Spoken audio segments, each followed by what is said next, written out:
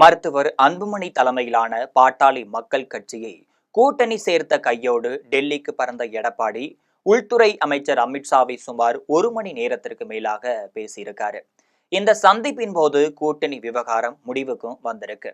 அது மட்டுமல்லாமல் டிடிவி தினகரன் பாஜகவுடன் இணைகிறார் அப்படிங்கிற தகவலும் கசிஞ்சிருக்கு. டெல்லியில நடந்த ஆலோசனை கூட்டத்துல திமுகவை வீழ்த்த வேண்டும் என்பது உட்பட தமிழக அரசியல் நிலவரத்தை உள்துறை அமைச்சர் அமித்ஷாவிடம் பேசினேன் என்று எடப்பாடி பழனிசாமி மேலோட்டமாகவே கருத்து தெரிவிச்சிருக்காரு.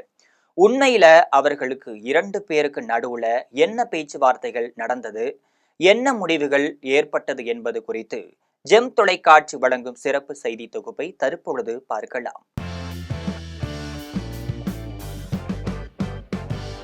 கடந்த 2 மாதங்களுக்கு பிறகாக தற்பொழுது அதிமுக பொதுச் செயலாளர் எடப்பாடி பழனிசாமி மிகுந்த உற்சாகமாக இருந்துட்டு இருக்காரு.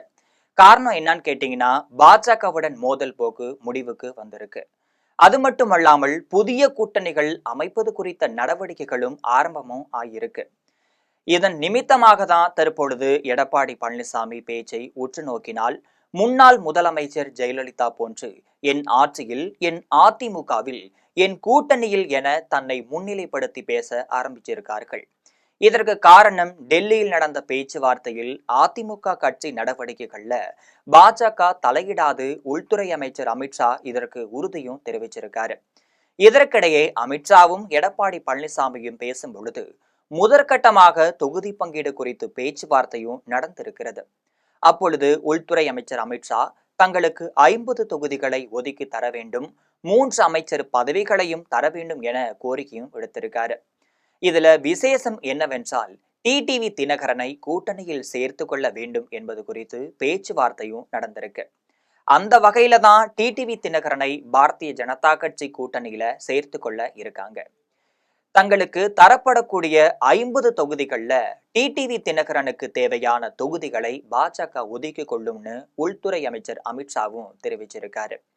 டிடிவி தினகரனை கூட்டணியில் சேர்த்துக் கொள்வதற்கு தேவையான காரணங்களை பற்றியும் பேசப்பட்டும் இருக்கு.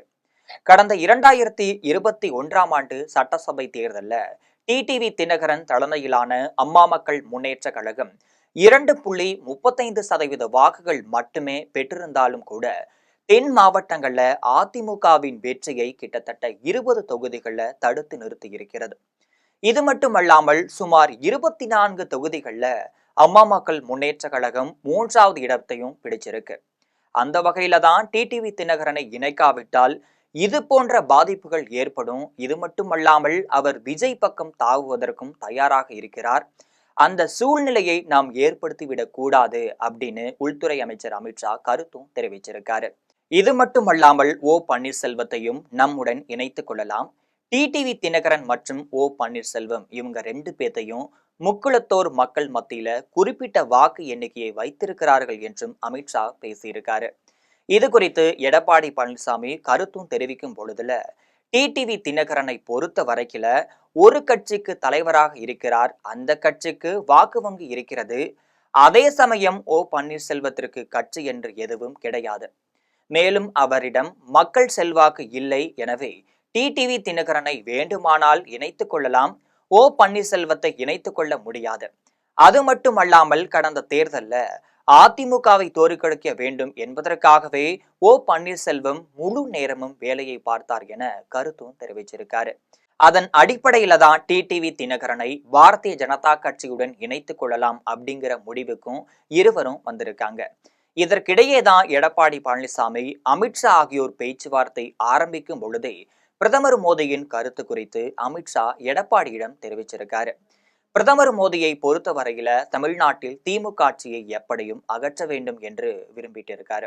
கடந்த தேர்தலின் போது எந்த கட்சிகள் கூட்டணியில் இருந்ததோ அந்த கட்சிகள் மீண்டும் கூட்டணியோடு இருக்க வேண்டும், இது தவிர கூடுதலாகவும் கட்சிகளை சேர்க்க வேண்டும்னு மோடி சொல்லி இருப்பதாக அமித்ஷா பேச்சு தொடங்கியிருக்காரு. இது தொடர்பாக திமுக பற்றியும் இருவரும் பேசியிருக்காங்க. அப்பொழுது எடப்பாடி பழனிசாமி திமுக அமைச்சர்களிடம் ஏராளமான அளவுல பணமும் இருக்கு, அதை இந்த தேர்தலை பயன்படுத்த இருக்காங்க என கருத்தும் தெரிவிச்சிருக்காரு. இது குறித்து அமித்ஷா பேசும் பொழுது, இது பற்றி தகவல் எனக்கு ஆல்ரெடி வந்திருக்கு, என்ன செய்யலாம் என யோசித்து கொண்டிருக்கிறேன்னு பதிலும் சொல்லியிருக்காரு. இதை தொடர்ந்துதான் விஜய் குறித்தும் இருவரும் பேசியிருக்காங்க. அப்ப உள்துறை அமைச்சர் அமித்ஷா நிச்சயமாக தமிழ்நாட்டுல திமுகவுடன் காங்கிரஸ் கூட்டணி வைக்காது, ஏனென்றால் ராகுல் காந்தியும் விஜயும் தனிப்பட்ட முறையில பேசி வருவதாக எங்களுக்கு தகவல் வந்திருப்பதாகவும் சொல்றாங்க. எனவே கடைசி நேரத்துல தமிழக வெற்றி கழகத்துடன் காங்கிரஸ் இணையும், திமுகவுடன் உள்ள உறவு முறியும்னு தகவல் தெரிய வந்திருக்கு. இதற்கிடையே தொகுதி பங்கீடு குறித்து இருவரும் பேசும் பொழுது 40 தொகுதிகளை ஒதுக்கி தருகிறேன்னு எடப்பாடி பழனிசாமி பேசியிருக்காரு. இதற்கு சரின்னு அமைச்சர் தலையாட்டியதாக தெரிய வந்திருக்கு. இது மட்டுமல்லாமல் அமைச்சரவையில் இடம் தர முடியாதுன்னு எடப்பாடி பழனிசாமி தெரிவிச்சிருக்காரு. ஆனா அமித்ஷா விடாப்பிடியாக அமைச்சரவையில் வாய்ப்பு கொடுங்கள் அப்படின்னு கேட்டிருக்காரு. இதற்கு பதில் சொல்ல முடியாத எடப்பாடி பழனிசாமி, நான் சென்னைக்கு சென்று நிர்வாகிகளிடம் ஆலோசனை செய்துட்டு சொல்றேன்னு தெரிவிச்சிட்டு இருக்காரு. இதனை அடுத்துதான் ஜனவரி மாதம் 2வது வாரம் அல்லது 3வது வாரத்துக்குள்ள முடிவெடுத்து விடுங்கள்னு அமித்ஷா எடப்பாடியிடம் சொல்லி இருக்காரு. இதனால அதிமுக பாஜக இடையே நடைபெற்று வரக்கூடிய மோதல் போக்கு மற்றும் எடப்பாடி பழனிசாமி உள்துறை அமைச்சர் அமித்ஷா இவங்க 2 பேரு இடையிலான மோதல் போக்கு முடிவுக்கு வர இருக்கு. இதனாலதான் சந்திப்பு முடிந்து வெளியே வந்ததும் கார்ல இருந்தபடியே அங்கு இருக்கக்கூடிய நிருபர்களிடம் முன்பை போல் நான் முகத்தை மூடிக்கொண்டு வரவில்லை, சிரித்தபடியே எடப்பாடி பழனிசாமி அங்கிருந்து சென்றிருக்காரு. இதற்கிடையே தேமுதிகவையும் அதிமுக கூட்டணியில் இணைத்துக் கொள்ள வேண்டும் அப்படின்னு எடப்பாடி பழனிசாமியிடம் அமித்ஷா கருத்தும் தெரிவிச்சிருக்காரு. இதை தொடர்ந்துதான் உடனடியாக அமைச்சர் ஒருவர் மூலமா பிரேமலதா விஜயகாந்திடம் பேச்சுவார்த்தையும் நடைபெற்றிருக்கு என்பது முக்கிய தகவலாகவும் சொல்லப்படுது. வரக்கூடிய 28ஆம் தேதி பிரதமர் நரேந்திர மோடி தமிழகம் வர இருக்கக்கூடிய நிலையில அதற்கு முன்னதாகவே கூட்டணி கட்சிகளை முடிவு செய்து பிரதமர் பங்கேற்கக்கூடிய மேடையில அனைத்து கூட்டணி தலைவர்களையும் ஒன்றாக நிற்கும்படி ஏற்பாடுகளையும் செஞ்சுட்டு வராரு எடப்பாடி பழனிசாமி. இது போன்ற அரசியல் பின்னணி செய்திகளை உடனுக்குடன் அன்றாடம் தெரிந்து கொள்ள ஜெம் தொலைக்காட்சியுடன் எப்பொழுதும் இணைப்பில் இருங்கள்.